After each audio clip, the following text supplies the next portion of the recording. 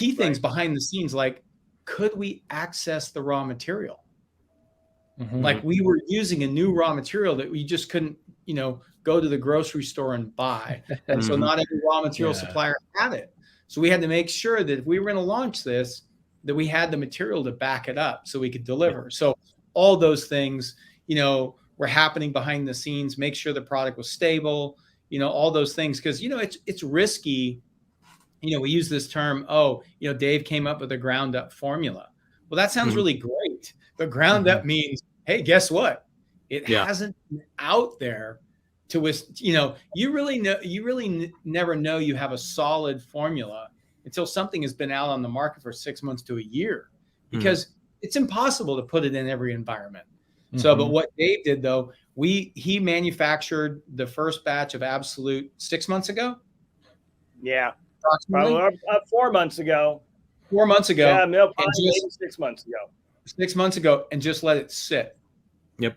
Yeah. So that we say when I was in Hayward in June, you're like, this is our new product. It's been sitting here for 4 months. We're going to let it sit there. So now we're at 6 months, So it was really because we wanted to make sure that we had the stability down, and we wanted to make sure that the product was, hit the mark. The other thing that we've really been trying to emphasize in the launch of this product is this is a unique product. So it's thicker, it's different. It's not like every other rinseless on the market. Right. And that kind of leads me to my next topic, is this new polymer technology. Dave, walk us through this new polymer technology. Where did you find it? And why this is the latest and greatest in polymer technology. Wait a minute, Dave. Don't tell them where you found it. Oh, yeah, that's true. Can't let out the secret sauce, right? Yeah. Wait a minute, Dave. Don't. Yeah, I think it's an application. It's the polymer has been around. It's just not used in this regularly. This is not where you would typically find the use for this application. And kind of I was trying to think of this when I wrote that little article. It's like, how do I explain where that thought came from?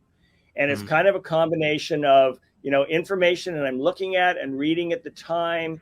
And, that the fact that I was trying to think of this, this rinseless wash product. And it's kind of a luck, serendipity. It's, they say luck favors the prepared. I've been working at this a long time. When I see something, I kind of get the feeling that's going to be perfect for that. So that's really, really kind of what happened at that moment. I just went, wow, we gotta, try applying this here. And then sometimes I always have a joke.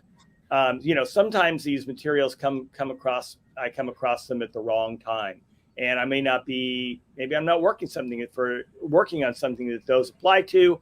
I take as good a notes as I can. I keep track of everything that I've got. And then hopefully, when I am doing something for that there would be a fit, I'll be able to pick that up. But just as a joke, a lot of times I always say, it's like, well, if it doesn't do anything, I'll just spray it on a tire and see if it makes it shine. Yeah. But no, really, I mean, it was a combination of running into the right information at the right time and the right developments at the right time.